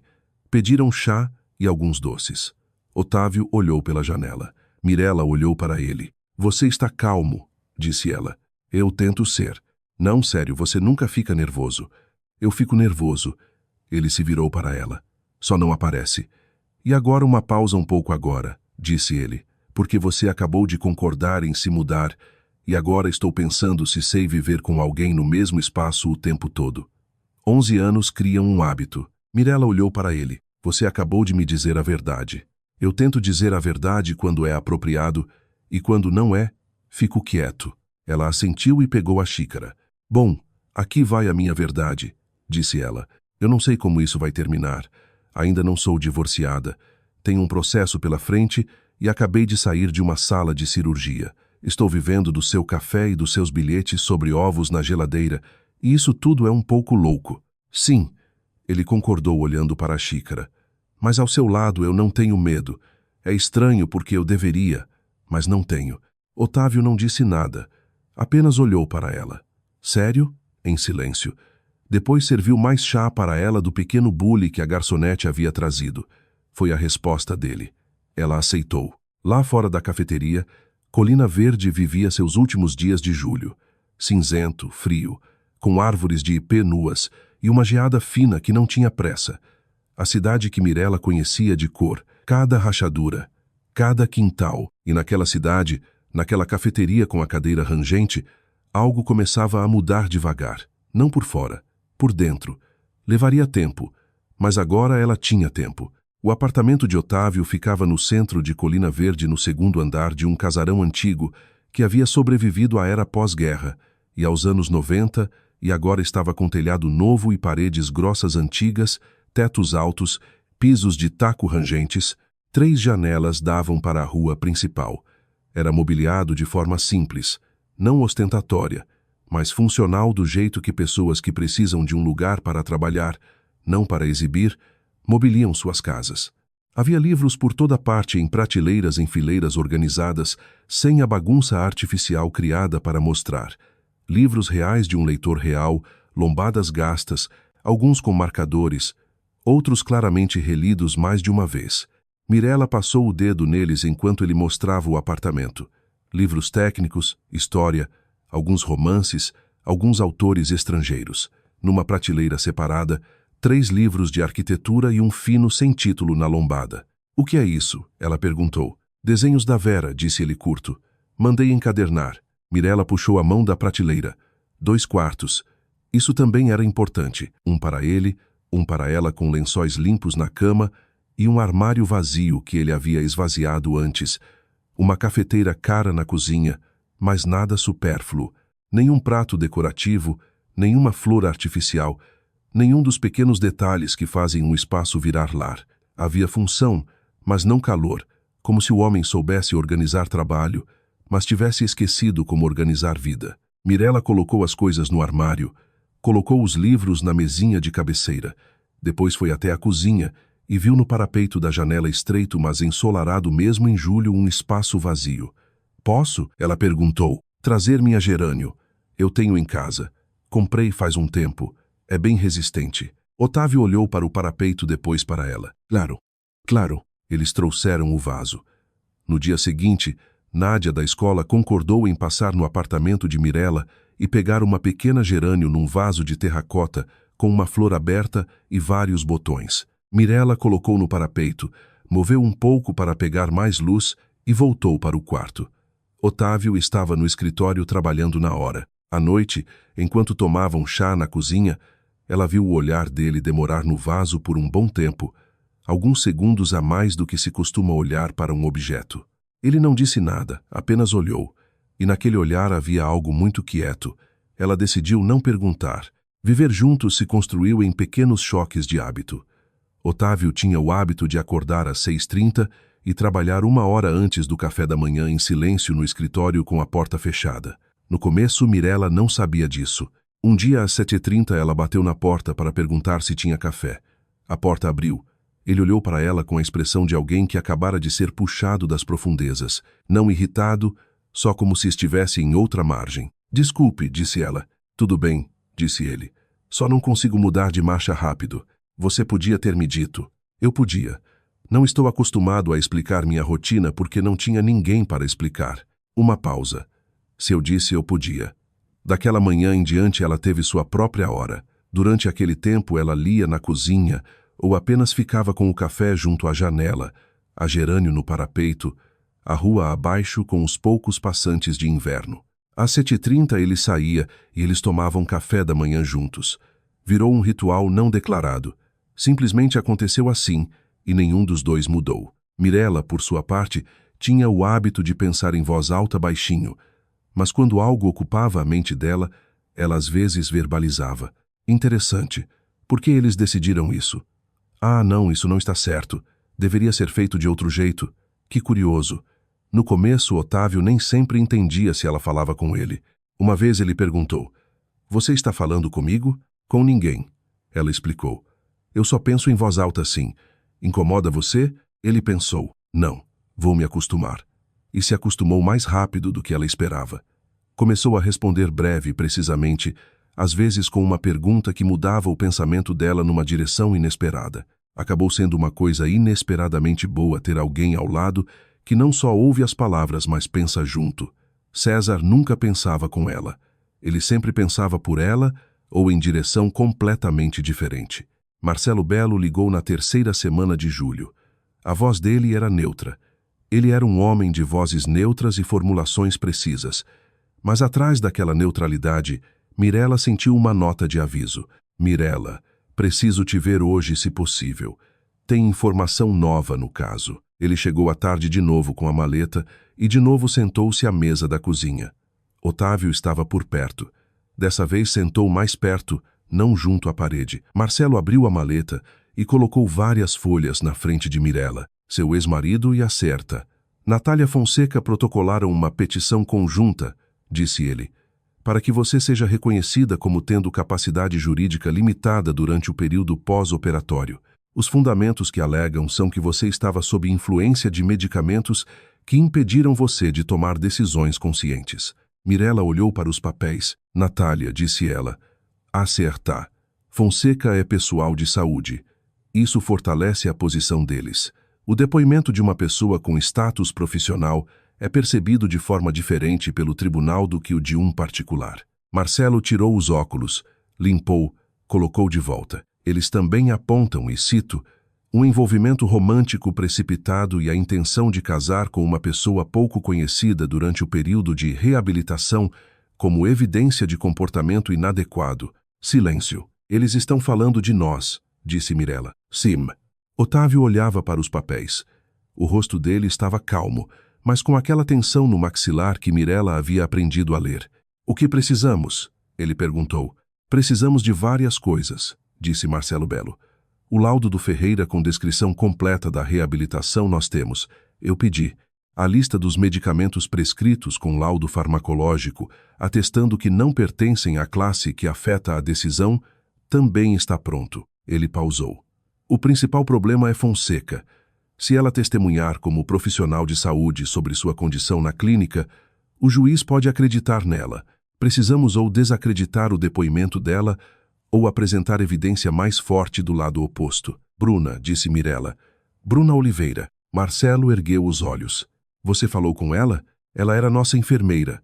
Consciente, precisa. Em 8 anos, provavelmente nenhuma queixa. Ela me via todo dia na clínica. Se ela estiver disposta a testemunhar, isso muda o quadro significativamente. 2 profissionais de saúde com depoimentos opostos, e o tribunal vai avaliar a reputação de cada uma. A de Oliveira, suponho, é impecável. Impecável? Confirmou Otávio Curto. Vou ligar para ela, disse Mirella. Eles apareceram no dia seguinte. Mirella estava na cozinha olhando algo no celular. Quando o interfone tocou, ela perguntou quem era e ouviu a voz de César, neutra, quase amigável. Mirella, abre. Precisamos conversar como pessoas civilizadas. Ela apertou o botão. Otávio saiu do escritório e ficou na porta da cozinha em silêncio. Ele simplesmente estava ali. César não veio sozinho.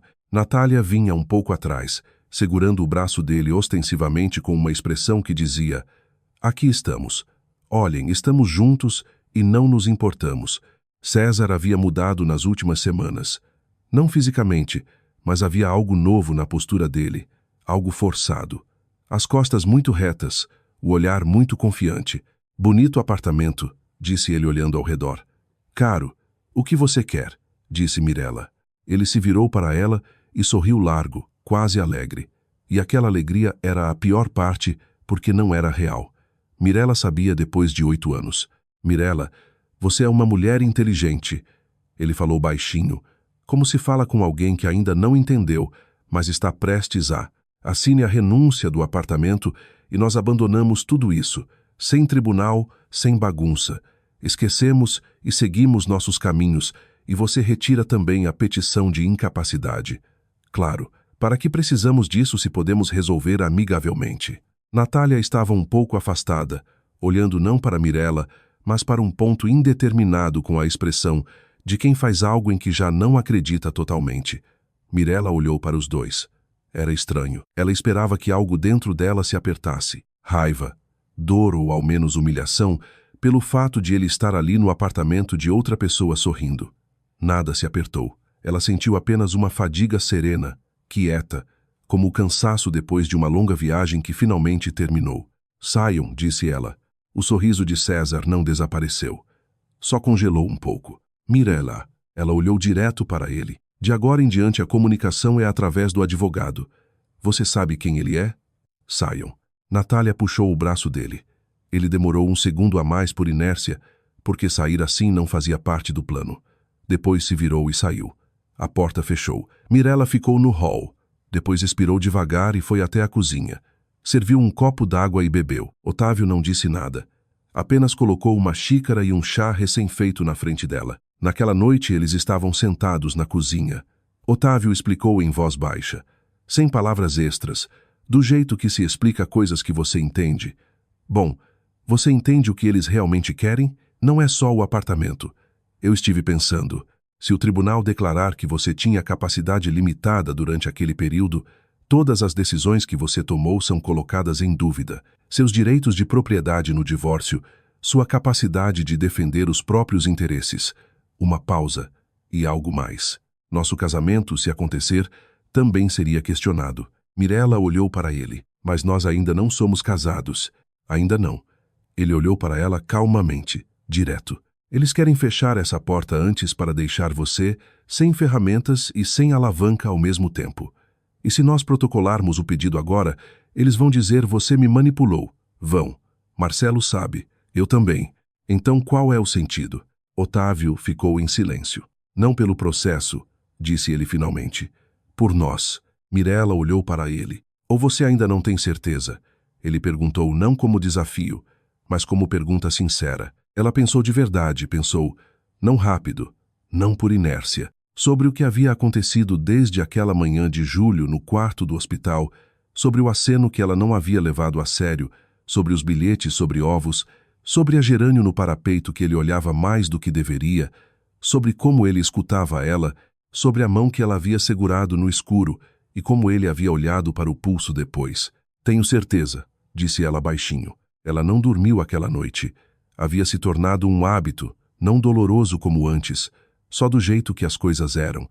Às vezes a cabeça não desliga e é melhor não lutar, mas apenas ficar ali e pensar. Ela pensou em como em 3 semanas o espaço desse apartamento havia se tornado familiar.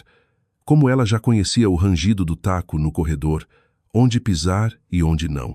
Como agora conseguia fazer o café da manhã na cafeteira dele sem perguntar. Como o silêncio dele havia deixado de ser alheio e havia se tornado um silêncio do tipo dela, o tipo que não precisa ser preenchido.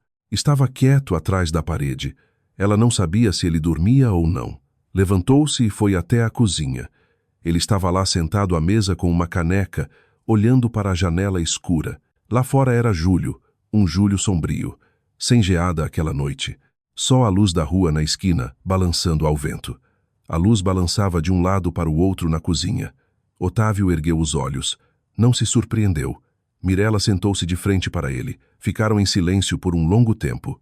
Do jeito que pessoas que não precisam falar para estar juntas ficam em silêncio. Otávio. Sim. Em todo esse tempo você nunca tentou segurar minha mão ou me abraçar, exceto aquela noite na clínica. Ele olhou para ela. Eu não queria te pressionar, disse ele.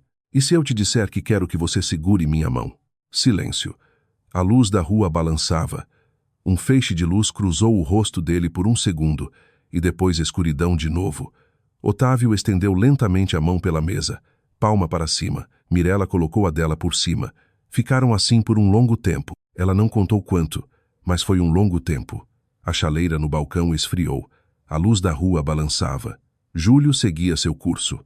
Não foi um beijo. Não foi uma grande declaração. Não foi nada do que se considera um momento. Apenas duas mãos numa mesa de cozinha às 3 da manhã. E ainda assim era mais do que qualquer coisa que ela havia tido em 8 anos com um homem que dividia o sobrenome dela. Depois ela puxou a mão. Levantou-se. Boa noite, disse ela. Boa noite, respondeu ele. Ela foi para o quarto e, pela primeira vez em muito tempo, dormiu imediatamente. De manhã, no café da manhã, Otávio perguntou quando ela entendeu sem precisar de mais explicação. Preciso checar as datas. Marcelo disse que é melhor não atrasar, mas também não apressar. Marcelo está certo. Ele bebia o café. Mas não estou falando disso. Estou falando de você. Você está pronta? Sim, disse Mirella. Ele colocou a xícara na mesa. Então vamos hoje. O cartório ficava a 3 quadras num prédio pequeno com colunas que Colina Verde havia herdado de um gosto neoclássico por fachadas solenes. Por dentro cheirava a tinta fresca e um pouco a naftalina, do jeito que todos os lugares onde papéis importantes são guardados cheiram. A atendente, uma jovem com penteado arrumado e o olhar cansado de quem ouve votos de amor eterno 8 vezes por dia e se acostumou, pegou os documentos deles e consultou um livro. Daqui a um mês, disse ela. Dia 26 às 11. Perfeito, disse Otávio. Parabéns, disse a atendente mecanicamente, mas sem má vontade. Eles saíram para a rua. Júlio os recebeu com frio e um vento que levantava pequenos flocos de geada gelada. Feio, sem romantismo, só geada de Júlio.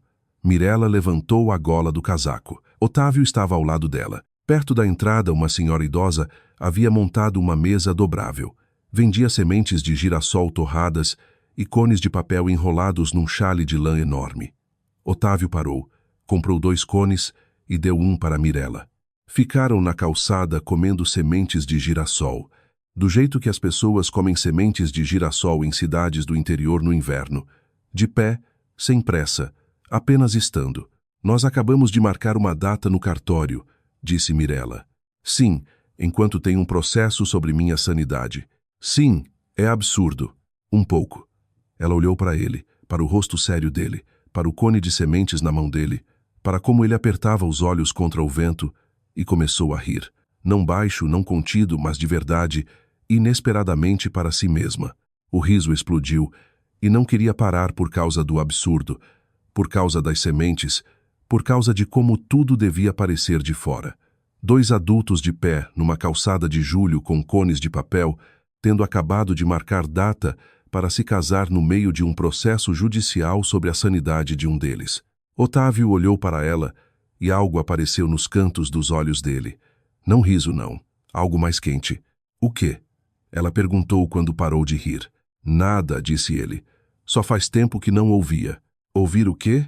Sorrisou. Mirella olhou para ele, depois para a rua, para a cidade cinzenta de julho, para as árvores de ipenuas, para a senhora com as sementes de girassol que continuava impassível o negócio. Daqui a um mês, dia 26, às 11. No meio tempo havia sementes de girassol, e esse homem ao lado dela que havia dito, faz tempo que não ouvia seu riso, como se tivesse esperado por ele.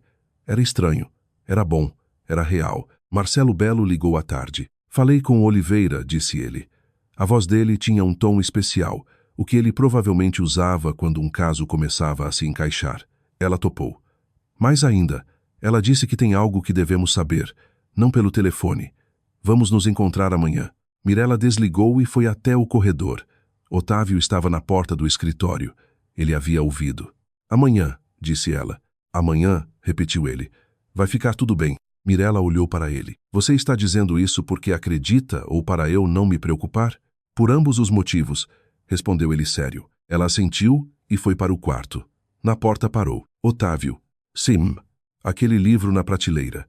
O que não tem título na lombada com os desenhos da Vera. Ele olhou para ela. Não mexa nele, disse Mirella. Deixe onde está. Uma longa pausa. Tudo bem, disse ele baixinho. Ela fechou a porta. Lá fora Júlio vivia seus últimos dias. Frio, escuro, honesto. Em uma semana seria ano novo. Em um mês o casamento. À frente estava o processo, os papéis, tudo que tinha que ser atravessado. Mas hoje tinha sido esse dia. Sementes de girassol na calçada, um riso, uma mão por cima da outra às 3 da manhã. Às vezes Mirella pensava que a vida faz exatamente o que deve fazer. Só não acontece sempre quando você espera. Agosto em Colina Verde tem um tipo especial de silêncio. Não o silêncio do verão nem do outono.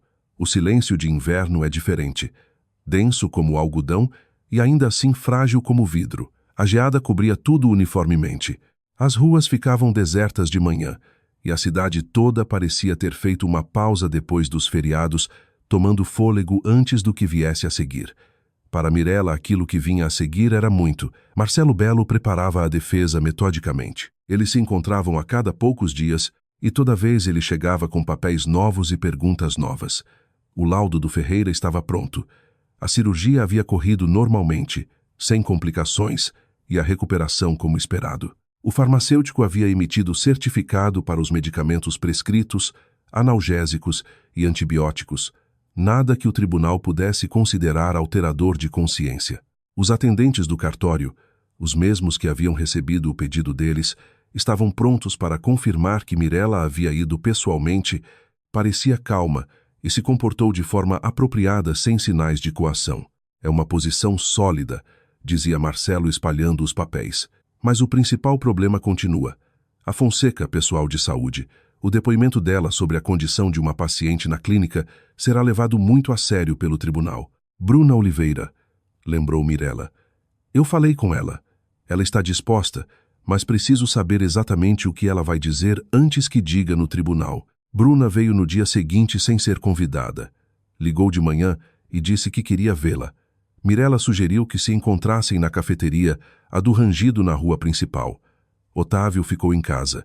Bruna chegou no intervalo depois do turno com casaco de gola de pele e bolsa no ombro. Parecia cansada, mas serena. Pediu um chá, colocou a bolsa no colo e ficou em silêncio por um momento, como se pesasse por onde começar.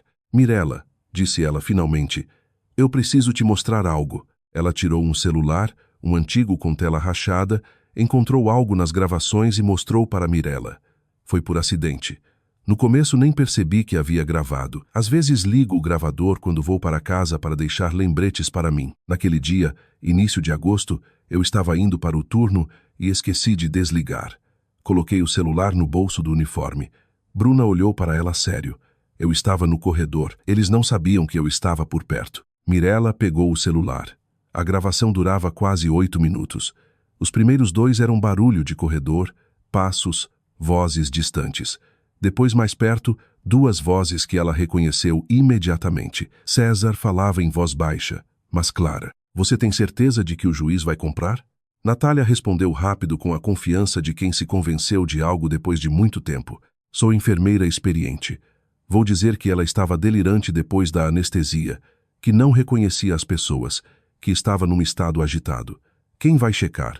É minha palavra contra a dela. Mas se um mês depois, ela já estava marcando data no cartório. Exatamente. Havia uma nota triunfante na voz de Natália. Isso é a melhor prova. Uma pessoa normal não faz isso. Casar com a primeira pessoa que aparece um mês depois de uma operação. O juiz vai decidir que ela não estava em seu juízo perfeito. Silêncio. Depois César de novo. O principal é o apartamento. Vendemos, dividimos o dinheiro e vivemos confortavelmente. Natália disse algo baixinho. A gravação piorou nesse ponto. Bruna aparentemente havia se afastado. Depois barulho de corredor de novo e nada mais. Mirella colocou o celular na mesa. As mãos não tremiam. Ela não sentia raiva nem dor. Apenas aquela clareza fria que vem quando algo que você suspeitava vira fato. Eles sabiam. Haviam planejado isso adiantado. Natália ia mentir no tribunal conscientemente, premeditadamente, calculando que a palavra dela teria mais peso. Você entende o que isso significa? Perguntou Bruna baixinho. Entendo. Não sabia se estava fazendo a coisa certa. Pensei muito. Ela apertou as mãos sobre a bolsa, mas não posso deixar que declarem uma pessoa incapaz baseada numa mentira. É meu trabalho dizer a verdade sobre as condições dos pacientes, e eu vou dizer a verdade. Mirella olhou para ela. Bruna, obrigada. Ela assentiu breve, não aceitando o agradecimento, mas confirmando que havia ouvido. Marcelo Belo escutou a gravação naquela mesma tarde. Sentou-se à mesa da cozinha ouvindo com fones, o rosto indecifrável. Quando terminou, tirou os fones e colocou o celular na mesa. Ficou em silêncio por uns 10 segundos. Bem, disse ele finalmente, a voz era a que pessoas experientes usam quando um caso difícil se transforma em outra coisa. Isso é uma gravação de uma conversa em que ambos os participantes planejam cometer perjúrio num tribunal com o objetivo de se apropriar ilegalmente de propriedade. Isso não é mais só um caso cível, é criminal. Mirella olhou para ele. Fraude? Conspiração para fraude? Um crime porque envolve imóvel. Além disso, perjúrio. Isso é sério. Marcelo pegou uma caneta e fez uma anotação. Precisamos registrar um boletim na delegacia. A gravação é material para a investigação. Eu mesmo entrego com os documentos acompanhantes. Eles vão saber que veio de nós. Sim, mas isso não importa. A gravação é legal, obtida por acaso em local público. Bruna, como testemunha, vai explicar como foi obtida. Ele ergueu os olhos. Você está preparada para isso se arrastar? Um caso criminal não é rápido. Estou preparada. Então vamos trabalhar. Otávio, que havia escutado tudo em silêncio. Ele era muito bom em ficar em silêncio nos momentos certos. Só perguntou, quando precisamos ir à delegacia? Amanhã de manhã cedo, disse Marcelo. Vou preparar a papelada hoje à noite. O delegado era jovem, cerca de 35 anos, arrumado, com o ar de quem acredita em procedimento. Recebeu eles numa sala pequena com janela de vinil e um retrato na mesa. Escutou Marcelo Belo, pegou os documentos e escutou a gravação 2 vezes. As vozes estão identificadas? Ele perguntou. Asrá. Duarte reconhece ambas as partes pessoalmente, disse Marcelo. Se necessário, pode ser feita a análise forense. O delegado assentiu e anotou algo. Vamos abrir investigação. Vou chamar, Luz para depor. Ele ergueu os olhos para Mirella. Você está disposta a depor se necessário? Estou, disse ela. Eles saíram. O ar de agosto depois do calor abafado oficial da sala era cortante e limpo. Mirella respirou e pensou. É isso. De agora em diante não é mais decisão minha. Agora é o sistema que vai fazer seu trabalho devagar. Natália quebrou no 3º interrogatório. Marcelo contou a Mirella por telefone calmamente, como quem relata um evento esperado. No começo, Fonseca se manteve firme. Disse que a gravação havia sido tirada de contexto, que eles só discutiam um cenário hipotético, que não planejavam nada. No 3º encontro com o delegado, quando percebeu que a análise de voz havia confirmado a identificação, ela desabou em lágrimas. Disse que era brincadeira, que não achava que era tão sério. César resistiu mais. Continuou negando com confiança. Ainda com aquela postura forçada que Mirella havia visto no apartamento de Otávio, ficou em silêncio sobre o apartamento, sobre os acordos com Natália. Resistiu até a análise de voz, uma comparação digital que tirou toda a dúvida formal. Depois disso, ficou em silêncio por outro motivo. O que aconteceu com a petição de incapacidade? Perguntou Mirella automaticamente. Retirada, disse Marcelo. Fonseca retratou o depoimento. O caso está sob investigação. Manter a petição é impossível. O tribunal a indeferiu. Mirella expirou. A audiência de partilha de bens foi marcada para o final de agosto. O tribunal era pequeno, um fórum local, não da capital.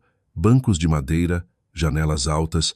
César estava do lado oposto com um novo advogado, jovem e aparentemente menos experiente do que ele esperava. Folheava papéis com a pressa de quem não teve tempo de se preparar. Marcelo Belo dispunha suas folhas metodicamente sem pressa.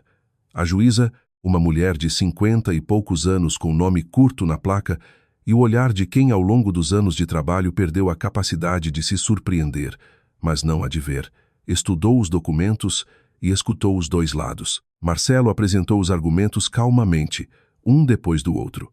Os comprovantes de pagamento da hipoteca de todos os 8 anos com datas, valores e detalhes, extratos bancários de Mirella, certificado do local de trabalho, professora de escola de ensino fundamental, 10 anos de serviço, salário verificado. O depoimento de um vizinho, Roberto, professor aposentado de 72 anos que morava no prédio havia 20 anos, que confirmou breve e direto. Mirella trabalhava.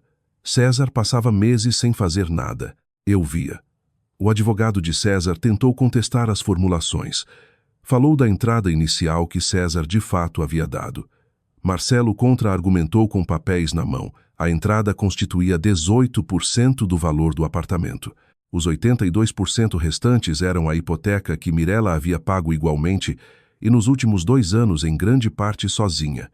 A juíza escutou, tomou notas, depois pediu que ambas as partes saíssem. Eles esperaram no corredor por 40 minutos. Mirella sentou num banco olhando pela janela. Agosto, pátio cinzento, árvores nuas. Otávio sentou ao lado dela. Não disse nada. Apenas estava ali e aquilo bastava. Foram chamados de volta. A juíza foi breve. O tribunal decide a favor da autora, Mirella Duarte. O bem permanece em posse da Saesa. Mirella Duarte, o ex-cônjuge SR. César Moraes tem direito à indenização de 20% do valor de mercado do bem, correspondente à sua contribuição inicial. O sítio adquirido durante o casamento, principalmente com recursos da autora Seara, Mirella Duarte, também permanece em posse dela. A decisão é definitiva. César se levantou, disse algo. Mirella não captou as palavras. Olhava para a juíza.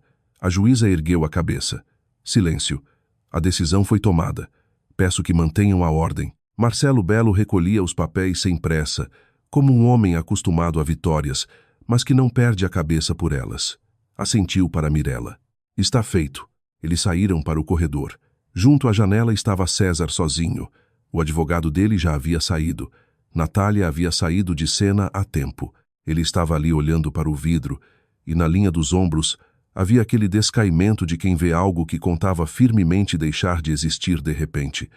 Ele parecia mais velho que em julho, menor. Mirella parou. Pensou que sentiria algo. Vingança, triunfo ou ao menos pena, qualquer um daqueles sentimentos humanos que deveriam vir num momento assim. Não sentiu nada. Só uma velha fadiga profunda e algo como conclusão, como se a última página de um livro que lia há tempo demais finalmente tivesse sido fechada. Adeus, César, disse ela calmamente. Ele se virou para olhar para ela, e ela viu nos olhos dele algo que não esperava. Perplexidade. Não raiva nem ressentimento, mas perplexidade, como se ele mesmo não entendesse como havia chegado ali, num corredor de fórum local, sem advogado, sem Natália, com uma sentença contra ele. Mirella não esperou resposta. Virou-se e foi na direção de Otávio. O processo criminal contra César e Natália concluiu mais tarde depois do casamento. Marcelo relatou breve. Regime aberto para ambos. Fonseca foi demitida da clínica com justa causa. Moraes perdeu o emprego. Reputação no ramo de vendas é tudo. Natália o deixou assim que as consequências reais começaram, quieta e rapidamente, do jeito que pessoas que sempre tiveram uma saída de emergência em mente deixam. César alugou um quarto numa pensão na periferia da cidade. Mirella soube por acaso através de Nádia, que havia ouvido de alguém. Escutou e não disse nada. Não ficou feliz com isso, sinceramente, sem esforço.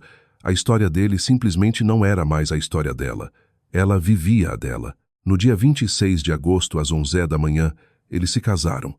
Mirella usou um vestido claro, não chique, simples, que combinava com ela. Otávio, um terno escuro, ele sempre se vestia sem detalhes supérfluos. O oficial era diferente dessa vez. Uma mulher mais velha com rosto bondoso, que leu a fórmula com voz solene, que claramente usava havia muitos anos e com prazer. Eu os declaro marido e mulher. Eles trocaram alianças simples, lisas, sem gravações, que haviam escolhido juntos numa joalheria rapidamente, sem muito pensamento porque nenhum dos dois gostava de símbolos desnecessários. Otávio olhou para ela sério, silencioso. Depois disse, obrigado por confiar em mim. Mirella olhou para ele. Obrigado pelo aceno, respondeu ela. O oficial atrás da mesa não pareceu entender do que eles falavam, mas sorriu profissionalmente e com calor. Naquela noite, Eles estavam sozinhos. Otávio fez o jantar. Não um jantar comemorativo ou solene, só jantar. Peito de frango, arroz, uma salada. Fez com confiança e sem pressa, como fazia tudo a que se acostumara. Mirela sentou à mesa observando ele se mover pela cozinha. Você poderia ter pedido qualquer coisa, disse ela, com seus recursos. Poderia, mas você cozinha. Eu gosto. Ele não se virou. Cozinhar para alguém é diferente de cozinhar para si mesmo. Acho que acabei de perceber isso. Mirela olhou para as costas dele. Otávio. Sim. Você está feliz? Ele se virou, olhou para ela por um longo momento. Do jeito que se olha para uma pergunta que merece resposta honesta, não rápida. Não estou acostumado com essa palavra, disse ele finalmente. Não usei em 11 anos. Acho que esqueci um pouco como reconhecer. Uma pausa. Mas sim, acho que sim. Mirela sorriu. Na mesa havia 2 velas. Não por romantismo. A lâmpada da sala de jantar vinha piscando fazia tempo e eles não haviam tido tempo de trocar. E Mirela havia encontrado as velas numa gaveta. A chama balançava quando alguém passava. Pela janela dava para ver a cidade de agosto, montes de neve azulada no crepúsculo, luzes de rua, uma janela de vizinho do outro lado. Eles comeram. Mirela pensou 1 ano atrás, por essa época, ainda era casada com César.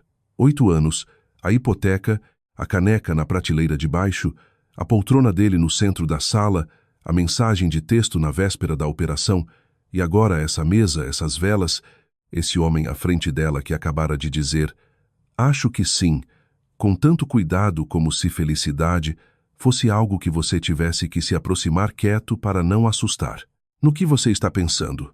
Ele perguntou. Em como o tempo é estranho, disse ela. 1 ano atrás eu não te conhecia. Agora você é a única pessoa ao lado de quem me sinto eu mesma. Isso é muito rápido ou muito devagar? Ele disse, depende de onde você conta. Ela olhou para ele. Ele tinha razão. Depende de onde você conta. Se daquela noite de julho no quarto do hospital, era rápido. Se dos 11 anos de solidão dele e dos 8 anos de paciência dela, era muito devagar. Os dois haviam percorrido um longo caminho sinuoso para chegar a essa mesa, a essas velas, a esse jantar. Mas haviam chegado. Chegamos, disse ela em voz alta. O que você não entendeu? Nada. Ela pegou o garfo, pensando em voz alta. Estou acostumada, disse ele.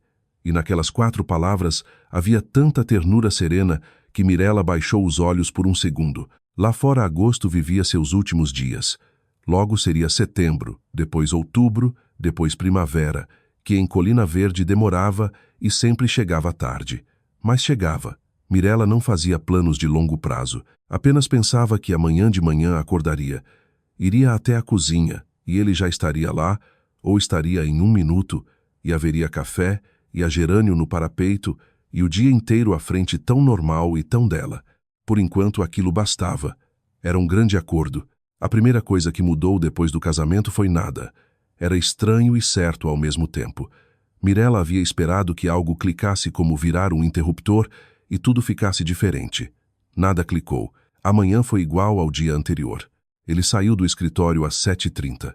Ela já estava sentada com o café junto à janela. A gerânio havia florescido no parapeito. Café da manhã, o primeiro meia hora de silêncio. O hábito dela de pensar em voz alta. O jornal. Ele trouxe um jornal de papel de verdade um dia da banca da rua. Ela perguntou, para quê? Ele disse, você parece o tipo de pessoa que gosta de papel. Gostava. A diferença era outra. Sutil, quase imperceptível. Antes, quando morava no apartamento dele, ainda havia um senso de temporariedade. Não desconforto, não. Só a sensação de que era por enquanto. Agora aquilo havia ido. O taco rangente no corredor simplesmente se tornou o taco rangente no corredor deles. O hábito dele de rearrumar coisas na cozinha, quando algo incomodava, simplesmente se tornou o hábito da pessoa com quem se vive. Ela parou de diferenciar mentalmente entre dele e meu. Acabou que era isso virar um nós. Otávio voltou ao trabalho em setembro. Mirela viu que por vários meses ele havia existido num modo especial. Fazia o necessário, mantinha contato com os sócios, tomava decisões, mas sem aquele fogo interior que, como ela agora entendia, era o combustível real dele, como se tivesse mantido tudo em ponto morto. Agora algo havia se acendido. Ele ficava até tarde, ligações, negociações, documentos. Às vezes ela dormia ao som baixo da voz dele vindo do escritório. Uma voz neutra, profissional, com pausas. Acordava de noite, ia até a cozinha. Ele estava lá com uma caneca e o laptop. Não vai dormir? Ela perguntava. Mais 1 hora. Você diz isso há 3 horas. É 1 hora diferente. Ela bufava e saía. Ele aparecia 1 hora e meia depois. Mas em tudo aquilo havia energia, não exaustiva, mas viva.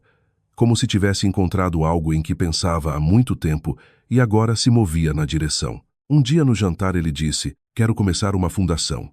Mirella ergueu os olhos. Uma fundação de reabilitação para pessoas depois de cirurgias graves. Ele falou com cuidado do jeito que se fala de algo importante, e por isso não quer errar. Eu vi você se recuperar sozinha, sem apoio, sem psicólogo, sem condições adequadas. O plano de saúde cobre a operação e só. Dali a pessoa fica por conta própria, e essa é a parte mais difícil. Mirella olhou para ele. Isso é longo e caro, disse ela. Oisai, você tem pessoas para te ajudar a começar? Tenho. Então faça. Ele olhou para ela como se esperasse outra coisa. Objeções. Mas. Uma pergunta. No que você está se metendo? Não havia. Segunda chance, disse ele. Estava pensando em chamar assim. É um bom nome, disse Mirella. Simples. Ele assentiu. Virou-se para a janela e ela viu algo no rosto dele mudar. Um pouco mais suave, talvez, como quando uma pessoa ouve exatamente o que queria ouvir e não esperava que fosse tão fácil. Ela voltou à escola em meados de setembro. Ferreira deu o ok para trabalho leve, sentado sem esforço. A diretora Vera a recebeu com ar de quem ficava feliz em vê-la e ao mesmo tempo um pouco assustada que ela tivesse voltado antes do esperado. Sua turma sentiu sua falta, disse ela. E daquela frase Mirella entendeu que não era só a turma. Ela abriu a porta da sala de 2º ano. 1 segundo de silêncio. As crianças não reagiram imediatamente. Depois um grito. Não coordenado, não um coro, mas aquele grito infantil explosivo que acontece quando a alegria não tem tempo de virar palavras e simplesmente irrompe. Pietra, com os cadarços finalmente amarrados direito para a ocasião, foi a primeira a pular. Benjamin derrubou o estojo. Davi correu pela sala sem pensar em dinossauros e a abraçou pela cintura. Do jeito que se abraça algo que se tem medo de perder de novo. Mirella ficou no meio da sala segurando. Segurou por 1 minuto e meio até Pietra de repente dizer muito sério. Professora Duarte, a gente estava te esperando. E aí ela se quebrou. Piscou, sorriu, acariciou cabeças, disse, está tudo bem, está tudo bem. Estou aqui. Sentem-se, sentem-se. Naquela noite em casa ela contou para Otávio. Ele sentou de frente para ela escutando. Olhou para ela daquele jeito que ela havia aprendido a reconhecer quando ele realmente escutava. E em algum momento ela notou algo nele descongelando devagar como gelo, descongela em setembro, quando o sol ainda está fraco, mas é real. Você ama eles? Ele perguntou. Muito, ela assentiu. Aparece. Você fica com um olhar como se você mesma. Como se eu o quê? Não sei. Como se você gostasse de ouvir sobre eles. Ele ficou em silêncio. Gosto, disse ele. Faz tempo que não ouvia pessoas falarem do que amam. Mirella olhou para ele. Pensou em Vera, que 11 anos é muito tempo sem isso. Estendeu a mão pela mesa e cobriu a dele brevemente como naquela vez na clínica. Ele não puxou a mão, virou a palma para cima. Ficaram assim. Em outubro, Mirella comprou um teste. Havia hesitado por muito tempo, suspeitava fazia 2 semanas, mas atribuía ao cansaço, aos nervos, à recuperação da cirurgia, que Ferreira havia dito que podia ter vários efeitos por até meio ano. Mas uma manhã, ela se levantou, olhou para si no espelho e algo dentro dela disse, verifique. Foi à farmácia no caminho de casa da escola e comprou 2 testes só por garantia. Chegou em casa quando Otávio ainda não estava. Foi ao banheiro, fechou a porta, esperou 3 minutos, olhou uma linha, depois a segunda, depois a primeira de novo. Saiu do banheiro e sentou no sofá com o teste na mão. Apenas sentou. Os pensamentos estavam ali, mas não formulados, não em palavras. Só um sentimento enorme desajeitado que não cabia em nenhuma das formas habituais. Ferreira havia dito, gravidez é possível, mas com acompanhamento próximo. Uma cirurgia ovariana não é sentença de morte, mas também não é brincadeira. Ele havia dito aquilo calmamente, profissionalmente, e ela havia assentido pensando, tudo bem, vou acompanhar. Não pensou que aconteceria tão cedo, segurou o teste e pensou, estou com tanto medo. Não porque não quisesse, queria. Queria há muito, muito tempo. Era precisamente por isso que estava com medo, porque era exatamente aquilo que havia esperado por 8 anos. E agora estava aqui. E se a porta abrisse, Otávio entrou, tirou o casaco, colocou a maleta. Viu ela. Mirella não disse nada, apenas ergueu a mão com o teste. Ele tirou os sapatos, veio, pegou o teste, olhou. Uma longa, real, não vazia pausa. Olhou para as linhas e Mirella olhou para ele. Depois sentou ao lado dela no sofá bem devagar, do jeito que se senta quando as pernas ficam um pouco fracas. É real? Ele perguntou num sussurro. O segundo mostrou a mesma coisa, disse ela baixinho. Está no banheiro. Ele olhou para ela e a abraçou forte. Realmente, do jeito que se abraça algo que se tem medo de perder. Não suave, não leve, mas com força, com os 2 braços, e ela sentiu a respiração dele mudar. Não acelerou, não. Apenas aprofundou do jeito que acontece quando se segura algo por muito tempo e de repente solta. Ela enterrou o rosto no ombro dele. Estou com medo, disse ela. Eu sei. Eu também, disse ele honestamente. Mas é um medo bom. A primeira vez em 11 anos que é um medo bom. Otávio mudou. Não de repente, mas gradualmente conforme as semanas viravam meses. Marcou consulta para ela com a melhor obstetra da região sem perguntar. Só um dia, disse amanhã às 10. Ela tentou protestar dizendo que podia ir à clínica habitual. Ele olhou para ela de um jeito que ela entendeu que não valia a pena discutir. Foi com ela a cada ultrassom. Sentava nas salas de espera com cadeiras de plástico e números de papel, lendo algo no celular. Às vezes havia outros maridos e parceiros, alguns com flores, outros com ar distraído. Otávio não falava com ninguém. Apenas esperava Mirella sair. O primeiro ultrassom foi com 8 semanas. A médica, jovem e calma, mostrou à tela um pontinho minúsculo quase imperceptível e um som rápido, vivo, o batimento. Otávio estava de pé junto à maca. Mirella viu o rosto dele mudar. Não abruptamente nem dramaticamente, só algo tremeu, algo muito profundo, antigo. A médica disse algo sobre datas normais. Mirella assentiu, respondeu. Otávio ficou em silêncio. Quando saíram para o corredor, ele parou junto a uma janela. Apenas ficou ali olhando para a rua. Um pátio cinzento de abril, poças, carros estacionados. Mirella veio e ficou ao lado dele. Desculpe, disse ele baixinho sem se virar. É que já estive num lugar assim, num corredor assim, e daquela vez tudo terminou mal. Eu lembro aquele som. Ele estava lá também, e depois não estava. Ela não disse nada. Um segundo a mais. Depois segurou a mão dele com força. Estou aqui agora, disse ela, e não vou a lugar nenhum. Ele se virou. Olhou para ela por um longo tempo. Sério, do jeito que se olha quando se quer memorizar algo. Eu sei, disse ele. Acredito em você. Para ele aquilo era muito. Mirella entendeu quanto. Mia nasceu em outubro. O outono foi quente. O veranico se estendeu quase até o fim do mês. Quando as contrações começaram, ainda dava para ver as árvores de ipê amarelas da janela da maternidade e o sol se estendia em longas faixas vespertinas pelo pavimento. Otávio estava na sala de parto. Insistiu, e os médicos não objetaram. Ficou junto à cabeça dela, segurando a mão de Mirella, não dizendo nada desnecessário, só às vezes em voz baixa, breve. Está tudo bem. Você está indo bem. Estou aqui. Depois Mirella não conseguia lembrar todo o processo sequencialmente. Ficou impresso na memória não como história, mas como um conjunto de sensações. Dor, a mão dele, a voz da parteira. Mais dor. Uma luz forte sobre a cabeça. Palavras que não entendia. E depois um choro. Mia chorou logo depois de nascer. E alto. Otávio segurava a mão dela e ela sentiu os dedos dele apertarem, não de medo de outra coisa. Ela olhou para ele. Uma lágrima descia pela bochecha dele. Uma única lágrima silenciosa lenta. Ele não limpou. Olhava para onde a parteira já entregava o pacotinho chorando.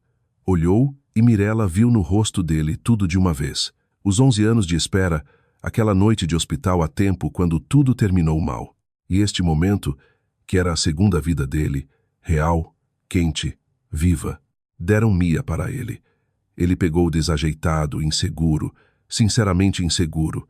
Dava para ver que estava um pouco rígido, cuidadoso do jeito que pessoas que nunca fizeram seguram algo frágil. Olhou para baixo para ela. Mia piscou e parou de chorar. Otávio olhou para a filha e Mirella olhou para ele, e no olhar dele havia algo tão aberto, tão desprotegido, que ela nunca havia visto nele antes. Como se todos os anos, todas as paredes, toda a cautela tivessem de repente se tornado desnecessárias. Não havia necessidade de se proteger. Não havia necessidade de se blindar do mundo.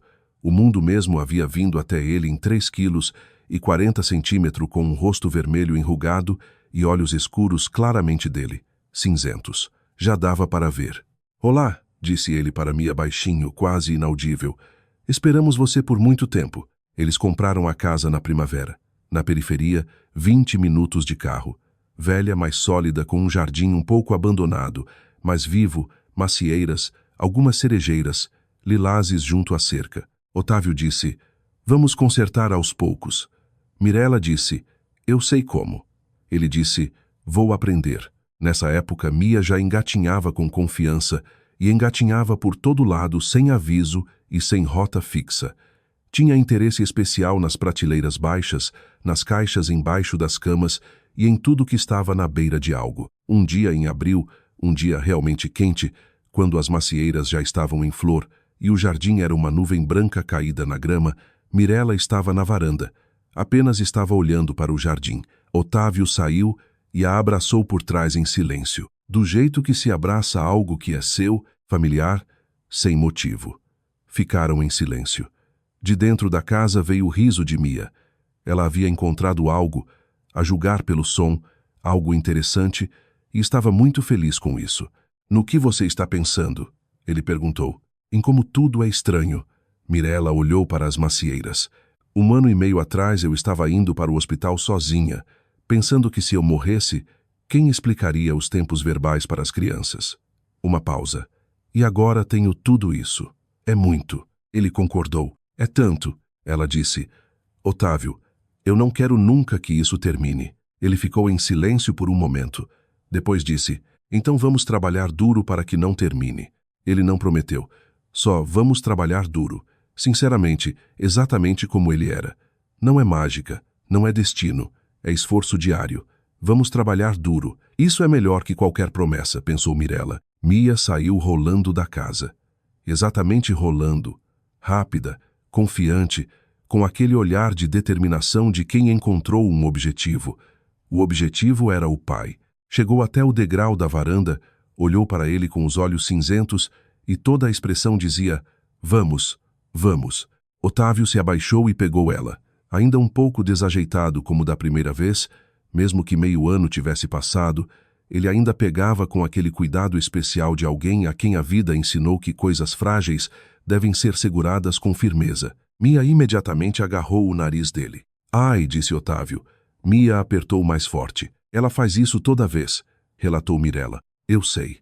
É o método dela de conhecer o mundo." "O mundo já te conhece bem", disse Mirella sério.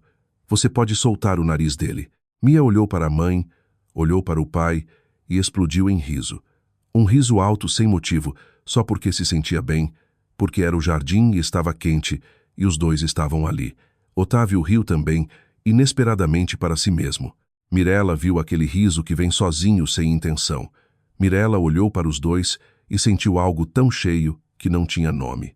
Depois riu também. As macieiras estavam em flor.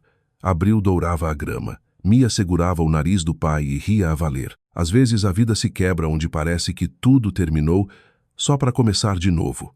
Mirella sabia disso agora com certeza,